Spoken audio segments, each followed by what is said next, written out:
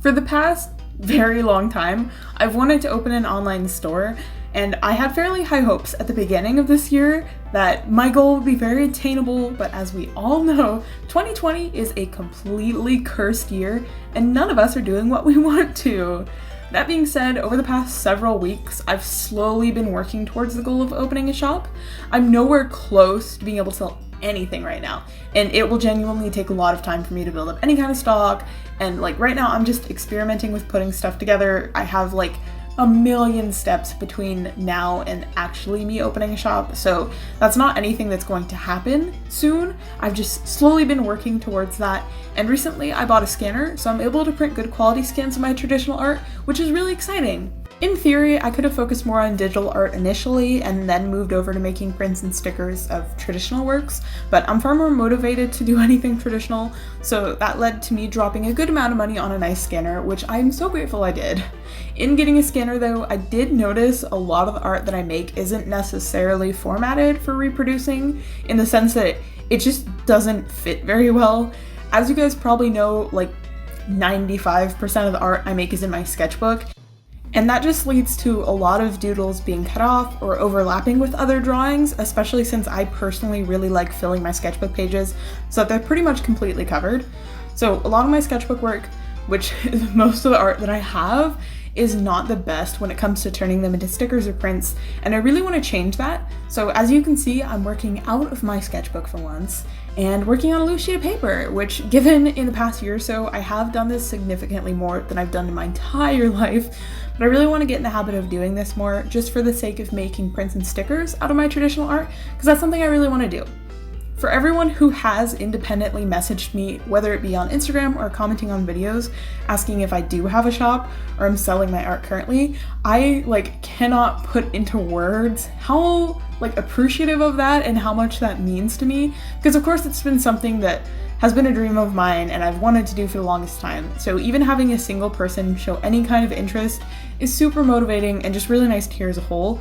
And I don't know, I've had several people just message me on Instagram saying they love my art and they really want to know if I have a shop because they'd love to purchase anything. If you have been one of those people, thank you so much. That means so much to me. I cannot put into words just how sweet that is. That's such a nice thing.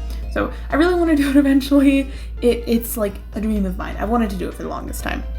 I do technically have a Redbubble, and I've had one for a really long time, but I'm personally not the biggest fan of Redbubble in terms of when you're buying from a specific artist versus just looking for aesthetic stuff, because it's really impersonal as an artist, and it's kind of weird having another company sell your art for you just for the sake of not being able to either quality control or even see the physical copy of whatever the person is ordering. And while I've had my own art posted on Redbubble for several years, I by no means have made a lot of money off of the platform. Not that I ever put my art on Redbubble with the intention of making a good amount of money to begin with. I've always had my profit margins on Redbubble set to a really small commission amount, so most of the products that I do have available on my Redbubble are stickers, and from every sticker purchase someone makes, I personally earn 15 to 30 cents per sticker. And by no means am I complaining about that, because like I said, my goal with Redbubble was and is not at all to make any kind of income. That's not why I have a Redbubble. My main focus is just for the sake of people being able to buy my art if they want to, especially since I'm not in the position where I can really sell it for myself, if that makes sense. So Redbubble is nice in the sense that you don't have to do anything yourself. A company does all of it for you. It manufactures, it ships it, it does all of that, and then you make your own small pre-designated amount commission. So Redbubble is not a bad platform by any means. Of course, there's a lot of bad things on Redbubble, which we won't get into in this video because that's not what this is about.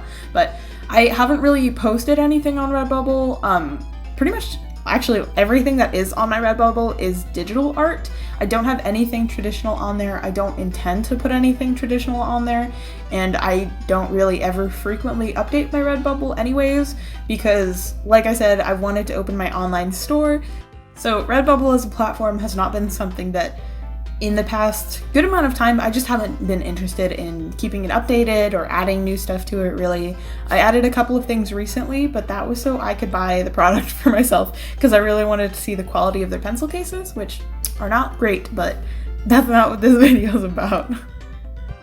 Long story short though, I really want to open an online store soon, but I definitely have a lot to do and learn between now and then, so realistically it's something that would be really cool for me to do next year probably. For now, I think the biggest thing I need to focus on though is just producing a good variety of artwork that would translate well over to being reproduced. So if you guys have any input of what you would like to see from me in an online shop, like whether it be what kind of art you want to see in terms of characters or fan art or original art, or anything like what size prints do you like, what kind of stickers do you like, anything, feel free to comment below because I'd really appreciate any kind of feedback where it's concerned. I did a couple polls on my Instagram several weeks ago asking like if you guys prefer matte or glossy stickers or like larger prints or smaller prints, so I have a good idea of what I want to do, and like we'll get there. It's a lot of decision making to make between now and then, but if you guys have any feedback, literally any feedback about opening an online store, feel free to comment below. It's really only realistic for me to start off with small things like prints and stickers, because those are the products that I can print from home and they don't require me having to drop a lot of money in investing into them like enamel pins and acrylic charms do, but those are also things that I would definitely like to be able to do in the future because they are beautiful. But definitely prints and stickers is what I would start off with and hopefully branch out from there. As far as the drawing for this video goes though, because I have not talked about that at all and we are basically at the end of the video, I really wanted to draw Sasuke because while he's a horrible character, he's very, very pretty. I haven't touched my Copic markers very much at all since receiving the Arteza markers that I've shown a lot of lately, so I wanted to bring out my Copics and give them some use. I kind of forgot how nice and convenient it is using a brush nib, so that was a very happy surprise during this process. Thank you guys so much for watching though, and I will see you in the next one.